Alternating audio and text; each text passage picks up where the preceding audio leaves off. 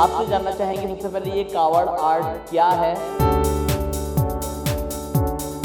कावड़ जो है केवल एक आर्ट नहीं, एक हैंडीक्राफ्ट नहीं, अपने आप में एक ट्रेडिशन है। जैसे जैसे ये किवाड़ खुलते हैं, जैसे जैसे पार्ट खुलते हैं, उसी के साथ साथ कहानी भी खुलती जाती है। कावड़ जो है परंपरा से जुड़ी हुई है, विरासत से जुड़ी हुई है, लेकिन आप इसमें कुछ नया तड़का लगा रहे हैं। मैं कोशिश कर रहा हूँ इसको मॉडर्न आर्ट, कंटेम्प्रेरी आर्ट के साथ जोड़ने की। राजस्थान की तकरीबन 500 साल पुरानी कावड़ आर्ट जो आज भी कहीं ना कहीं जीवित है उन सुथार हाथों में, जो इसको आज निर्माण कार्य कर रहे हैं और इसके माध्यम से राजस्थान की संस्कृति और विरासत को भी कायम रखे हुए हैं। उन्हीं में से एक छात्र हमारे साथ मौजूद हैं, रजत, जो इस कावड़ आर्ट पर लंबे समय से काम कर रहे हैं और इसे आगे बढ़ाने का प्रयास कर रहे हैं। रजत, आपका ईटीवी भारत में बहुत बहुत स्वागत है। आपसे जानना चाहेंगे सबसे पहले ये कावड़ आर्ट क्या है, क्योंकि हम जो कावड़ को जानते हैं वो तो या तो श्रवण कुमार की कावड़ को जानते थे या जो भगवान भोलेनाथ के भक्त उन पर कावड़ अर्पित करते हैं उसको जानते हैं। आप ये कावड़ आर्ट के बारे में बताएं। जी, तो कावड़ आर्ट बेसिकली इसको केवल आर्ट बोलना नाइंसाफ़ी होगी। कावड़ एक ट्रेडिशन है अपने आप में, स्टोरी टेलिंग का, और इसको बेसिकली 3 कम्युनिटीज़ मिलकर करती है इसको प्रैक्टिस। एक है सुथार कम्युनिटी जो इसको बनाती है, एक है भाट कम्युनिटी जो इसका नरेशन करता है, अपनी आवाज़ जो इस कावड़ आर्ट को देते हैं, और तीसरा है यजमान जो इसके वाचन जो है उसको अरेंज करवाते हैं। तो कावड़ जो है केवल एक आर्ट नहीं, एक हैंडीक्राफ्ट नहीं, अपने आप में एक ट्रेडिशन है, एक स्टोरी टेलिंग का ट्रेडिशन है। आज से पहले जब डिजिटल मीडिया या पब्लिशिंग वो सब नहीं था, तो स्टोरीज जो है वो घर घर कावड़ के, फड़ के, इन फॉर्म्स में पहुंचती थी, कला के थ्रू पहुंचती थी। तो उसी में से एक स्टोरी टेलिंग का आर्ट फॉर्म कावड़ है। कावड़ का बेसिकली मतलब कनेक्शन आता है किवाड़ से। किवाड़ जो अपने राजस्थानी वर्ड है गेट के लिए, तो कावड़ जो है, कावड़ के अंदर पैनल्स होते हैं जिन्हें पार्ट बोलते हैं, वो भी किवाड़ के जैसे ही खुलते हैं, तो वहाँ से ये वर्ड निकला है कावड़। तो ये जैसे रामायण की है, इसके अंदर हर एक पैनल के ऊपर कोई ना कोई सिग्निफिकेंस होगा। तो जैसे मैंने बताया किवाड़ के जैसे खुलता है, गेट्स जैसे खुलते हैं, मतलब जैसे जैसे ये किवाड़ खुलते हैं, जैसे जैसे पार्ट खुलते हैं, उसी के साथ साथ कहानी भी खुलती जाती है। और इसे चलता फिरता मंदिर भी बोलते हैं। चलता फिरता मंदिर इसलिए क्योंकि ये जो कावड़ है, कावड़ के अंदर स्टोरीज तो ही है, लेकिन इसके अंदर जिस भी डीटी की स्टोरी है, जैसे किसी लोक देवता की, जैसे ये रामायण की है, तो इसके अंदर एक गर्भगृह होता है, उसके अंदर मेन जिस भी डीटी की स्टोरी हो रही है उसका विग्रह होता है।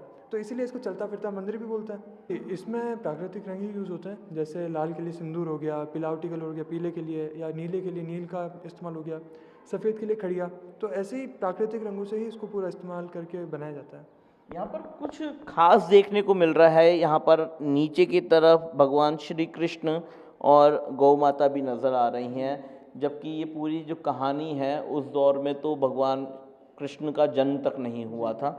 इसके माध्यम से क्या मैसेज देना चाह रहे हैं? तो बेसिकली जो कावड़ है, मंदिर है, इसके अंदर एक दान पेटी भी होती है। इसको गुल्लक बोलते हैं, दान पेटी बोलते हैं। अंदर जो भी दान आता है वो गौ माता की सेवा में जाते हैं। ये जो ब्रशेज हैं और जो इसके पात्र हैं, रंगों के जो पात्र हैं वो भी अनोखे नज़र आ रहे हैं। आपने ये सीप नुमा पात्र ले रखे हैं और कुछ ब्रशेज भी कुछ खास हैं, उसके बारे में आपसे जानना चाहेंगे। तो इसके अंदर नेचुरल कलर्स का भी यूज़ होता है, साथ ही साथ नेचुरल ब्रशेस का भी यूज़ होता है। इसके अंदर नेवले के, गिलहरी के बालों से बनी हुई ब्रशेस का यूज़ होता है।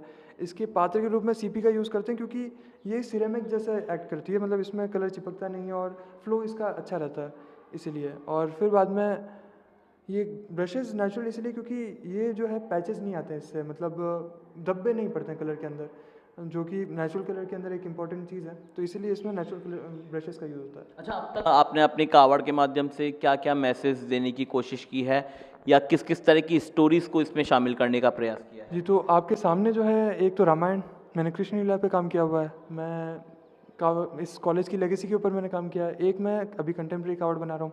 एक कावड़ के ऊपर मैं अभी ऑनगोइंग प्रोजेक्ट है, उसमें मैं गाँव को समेट रहा हूँ। एक गाँव कैसा दिखेगा, एक गाँव का एक्सपीरियंस कैसा होगा, तो उसके अंदर मैं मटेरियल्स का भी यूज़ कर रहा हूँ। जैसे गाँव में निवार जो होगी, चारपाई की निवार, या फिर लिपाई जो होती है, उन सब का भी यूज़ कर रहे हैं मटेरियल का करके, और गांव का इन्वायरमेंट बना रहा हूँ। एक काम किया है मैंने भारत सरकार के लिए, उसके अंदर मतलब ऑफिशियली गिफ्टेड था वो, तो उसके अंदर था विकसित भारत का, तो आत्मनिर्भर और विकसित भारत का जो कॉन्सेप्ट है उसको मैंने बनाया था। अच्छा, ये कावड़ जो है परंपरा से जुड़ी हुई है, विरासत से जुड़ी हुई है, लेकिन आप इसमें कुछ नया तड़का लगा रहे हैं। जी, मैं कोशिश कर रहा हूँ इसको मॉडर्न आर्ट, कंटेम्प्रेरी आर्ट के साथ जोड़ने की। उससे क्या होगा, जो नए लोग आ रहे हैं या नए इसके दर्शक जो हैं, उनको भी रिलेवेंट लगे ये। ऐसा नहीं हो कि उनके बीच में एक गैप आ जाए। उस ब्रिज का मैं काम करने की कोशिश कर रहा हूँ। अंत में रजत आपसे यही जानना चाहेंगे कि हमारे साथ यहाँ पर एक पग देखने को मिल रही है, भगवान श्री कृष्ण को पसंद जो मोर पंख है वो भी नजर आ रहे हैं, इसका भी क्या कोई महत्ता है इस कावड़ आर्ट में? तो मैं जब भी कावड़ प्रेजेंट करता हूँ तो साथ में एक पगड़ी और मोरपंख रखता हूँ। उसका सिग्निफिकेंस ये है कि बार्ड कम्युनिटी जो है, जो इसको सुनाती है, मतलब सुतार का काम मैं कर रहा हूँ, इसको बनाने का काम मैं कर रहा हूँ, बार्ड यहाँ पे है नहीं। तो बार्ड का रिप्रेजेंटेशन एक तरह से ये है कि बार्ड पगड़ी पहन के और मोरपंख को एज ए पॉइंटर यूज़ करके कावड़ का वाचन करता है। तो वो दिखाने के लिए यहाँ पे ये मोरपंख और पगड़ी है।